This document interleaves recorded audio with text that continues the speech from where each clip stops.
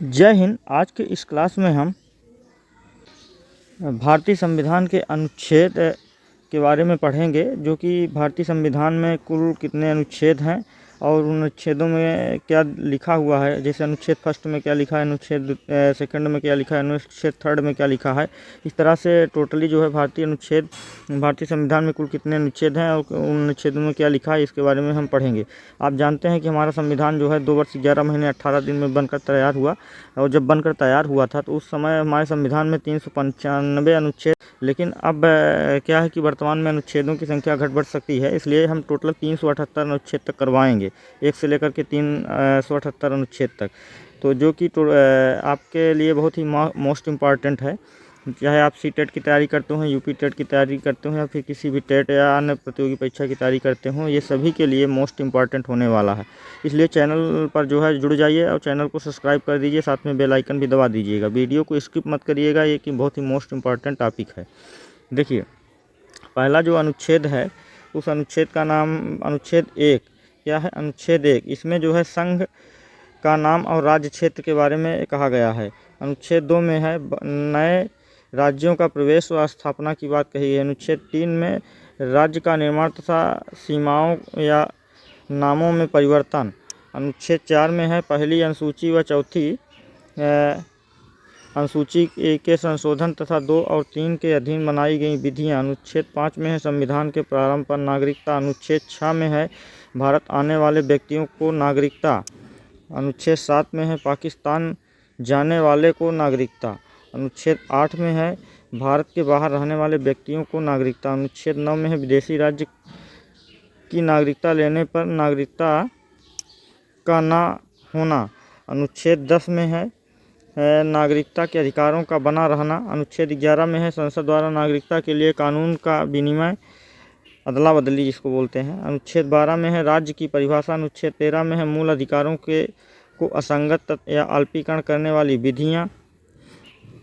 अनुच्छेद 14 में है विधि के समक्ष समानता। अनुच्छेद 16 में है लोक नियोजन में अवसर की समानता। अनुच्छेद 17 में है अस्पृश्यता का अंत। अनुच्छेद 18 में है उपाधियों का अंत।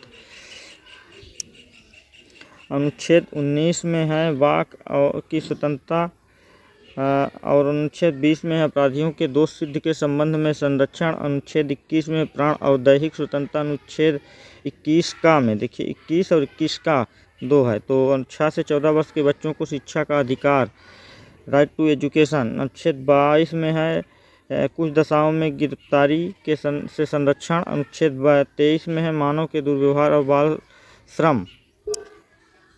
अनुच्छेद 24 में है कारखानों में बालकों का नियोजन का प्रतिशत। अनुच्छेद 25 में धर्म का आचरण और प्रचार की स्वतंत्रता। अनुच्छेद 26 में है धार्मिक कार्यों के प्रबंध की स्वतंत्रता। अनुच्छेद 29 में है अल्पसंख्यक वर्गों के हितों का संरक्षण। अनुच्छेद 30 में शिक्षा संस्थाओं की स्थापना और प्रशासन करने का अल्पसंख्यक वर्गों का अधिकार।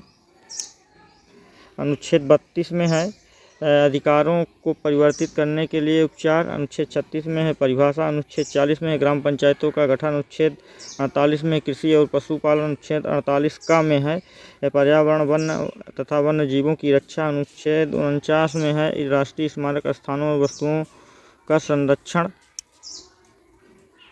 अनुच्छेद 50 में है कार्यपालिका से न्यायपालिका का पृथक्करण। अनुच्छेद 51 में है अंतर्राष्ट्रीय शांति और सुरक्षा। अनुच्छेद 51 का में है मूल कर्तव्य। अनुच्छेद 52 में है भारत का राष्ट्रपति। अनुच्छेद 53 में है संघ की कार्यपालिका शक्ति।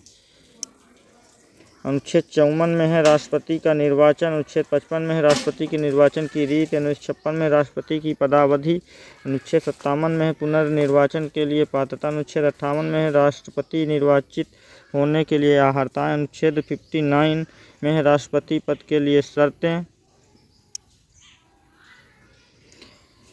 फिर अनुच्छेद 60 में है राष्ट्रपति की शपथ। अनुच्छेद 61 में है राष्ट्रपति पर महाभियोग चलाने की प्रक्रिया। अनुच्छेद 62 में है राष्ट्रपति पद पर व्यक्ति को भरने के लिए निर्वाचन का समय और रीतियाँ। अनुच्छेद 63 में है भारत का राष्ट्रपति नहीं। अनुच्छेद 63 में भारत का उपराष्ट्रपति। अनुच्छेद 64 में है उपराष्ट्रपति का राज्यसभा उपराष्ट्रपति राज्यसभा का पदेन सभापति होता है। अनुच्छेद 66 में है उपराष्ट्रपति का निर्वाचन। अनुच्छेद 67 में है उपराष्ट्रपति की पदावधि। अनुच्छेद 68 में है उपराष्ट्रपति के पद की रिक्ति पद भरने के लिए निर्वाचन। अनुच्छेद 69 में है उपराष्ट्रपति द्वारा शपथ। अनुच्छेद 70 में है अन्य आकस्मिकता में राष्ट्रपति के कर्तव्यों का निर्वहन। अनुच्छेद 71 में है राष्ट्रपति और उपराष्ट्रपति के निर्वाचन संबंधी विषय। अनुच्छेद 72 में है क्षमादान की शक्ति। अनुच्छेद 73 में है संघ की कार्यपालिका शक्ति का विस्तार। अनुच्छेद 74 में है राष्ट्रपति को सलाह देने वाले के लिए मंत्रिमंडल। अनुच्छेद 75 में है मंत्रियों के बारे में उपबंध। अनुच्छेद 76 में है भारत का महान्यायवादी। अनुच्छेद 77 में है भारत सरकार के कार्य का संचालन। अनुच्छेद 78 में क्या है कि राष्ट्रपति को जानकारी देने के प्रधानमंत्री के कर्तव्य। अनुच्छेद 79 में है संसद का गठन। अनुच्छेद 80 में है राज्यसभा की संरचना। अनुच्छेद 81 में लोकसभा की संरचना। अनुच्छेद 83 में है संसद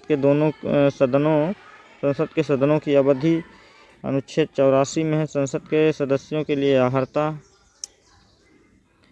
अनुच्छेद 85 में संसद का सत्र सत्रावसान और विघटन। अनुच्छेद 87 में है राष्ट्रपति का विशेष अभिभाषण। अनुच्छेद 88 में सदनों के बारे में मंत्रियों तथा महान्यायवादी अधिकार। अनुच्छेद 89 में है राज्यसभा का सभापति और उपसभापति। अनुच्छेद 90 में है उपसभापति का पद रिक्त होना या पद से हटाया जाना।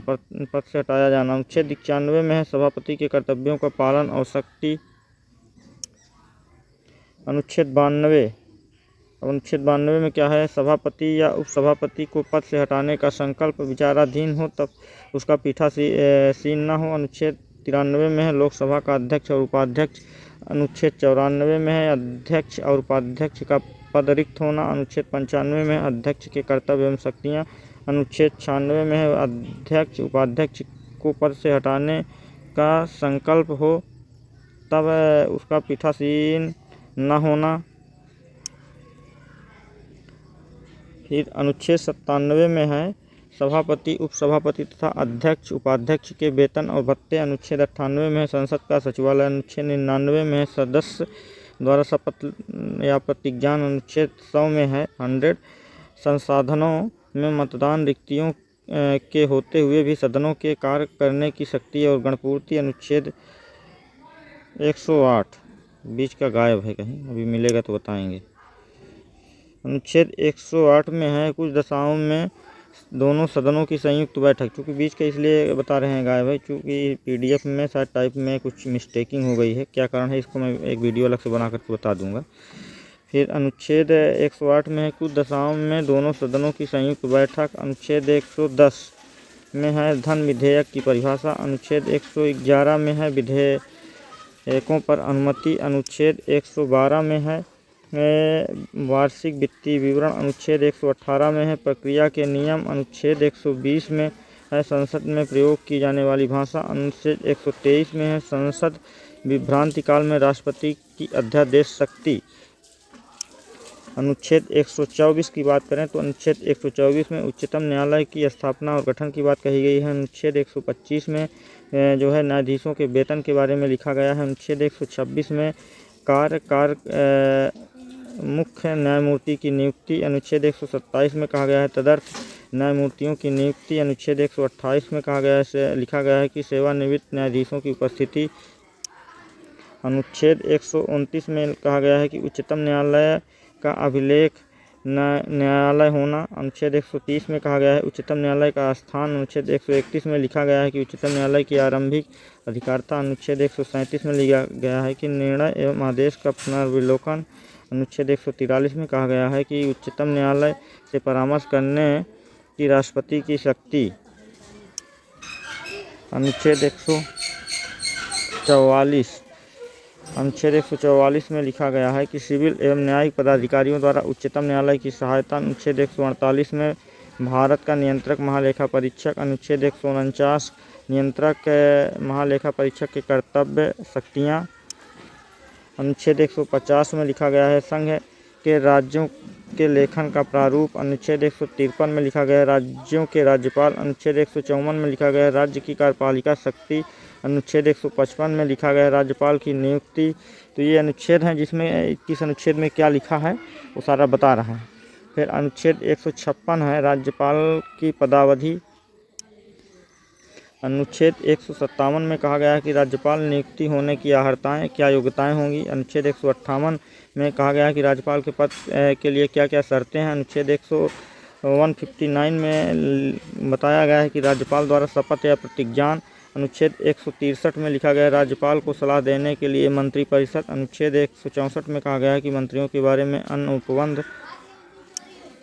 अनुच्छेद 165 में ये लिखा गया है कि राज्य का महाधिवक्ता। अनुच्छेद 166 में लिखा गया है राज्य सरकार का संचालन। अनुच्छेद 167 में लिखा गया है राज्यपाल को जानकारी देने के संबंध में मुख्यमंत्री के कर्तव्य। अनुच्छेद 168 में लिखा गया है राज्य के विधानमंडल का गठन।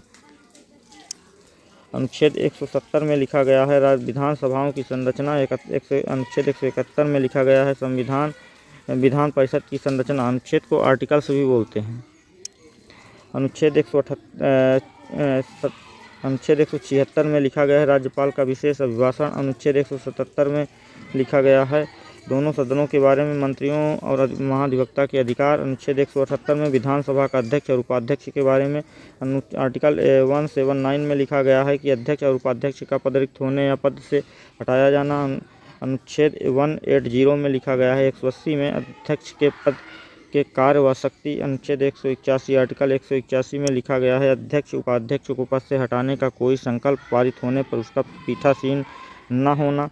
अनुच्छेद 182 में लिखा गया है विधान परिषद का सभापति और उपसभापति। अनुच्छेद 183 में लिखा गया है सभापति और उपसभापति का पद रिक्त होना, त्याग या पद से हटाया जाना। अनुच्छेद 184 में लिखा गया सभापति के पद के कर्तव्यों का पालन व शक्ति। अनुच्छेद 185 में लिखा गया है सभापति उपसभापति को पद से हटाए जाने का संकल्प विचाराधीन होने पर उसका पीठासीन न होना। अनुच्छेद 186 में लिखा है अध्यक्ष उपाध्यक्ष और सभापति के वेतन और भत्ते। अनुच्छेद 187 में लिखा गया राज्य के विधानमंडल का सचिवालय। अनुच्छेद 188 में सदस्यों द्वारा शपथ या प्रतिज्ञान। अनुच्छेद 189 में सदनों में मतदान रिक्तियाँ होते हुए भी साधनों का कार्य करने की शक्ति और गणपूर्ति। अनुच्छेद 199 धन विधेयक की परिभाषा। अनुच्छेद 200 आर्टिकल 200 में लिखा गया विधायकों पर अनुमति। अनुच्छेद 202 में वार्षिक वित्तीय विवरण।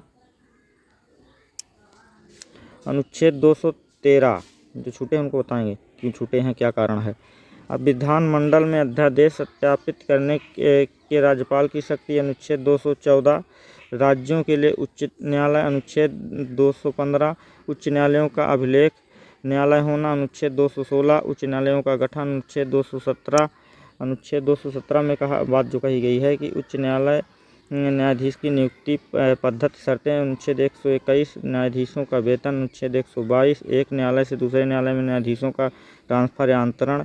अनुच्छेद 223 कार्यकारिणी मुख्य न्यायमूर्ति की नियुक्ति। अनुच्छेद 224 अन्य न्यायाधीशों की नियुक्ति। अनुच्छेद 226 कुछ रिट निकालने के लिए उच्च न्यायालय की शक्ति।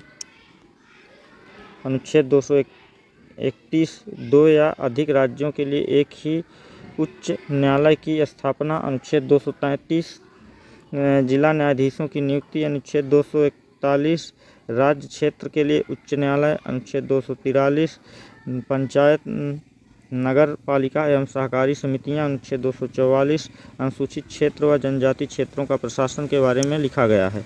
अनुच्छेद 252 में क्या लिखा गया है कि दो या दो से अधिक राज्यों के लिए सहमति से विधि बनाने के संसद की शक्ति। अनुच्छेद 254 में कहा गया है कि संसद द्वारा बनाई गई विधियों और राज्यों के विधानमंडल द्वारा बनाए गए विधियों में असंगति।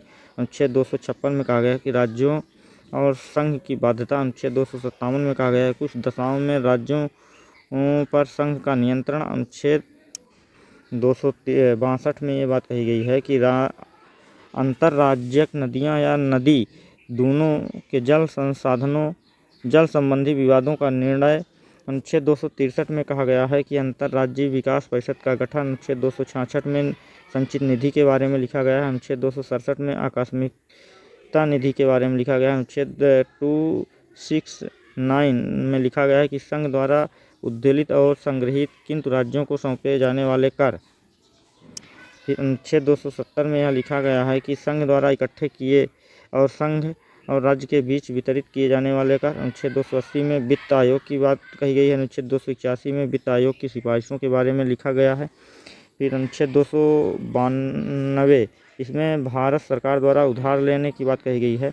अनुच्छेद 293 राज्य द्वारा उधार लेना। अनुच्छेद 300 अनुच्छेद 300 के का में कहा गया है संपत्ति का अधिकार, जो कि यह पूरी तरह से ख़त्म कर दिया गया है।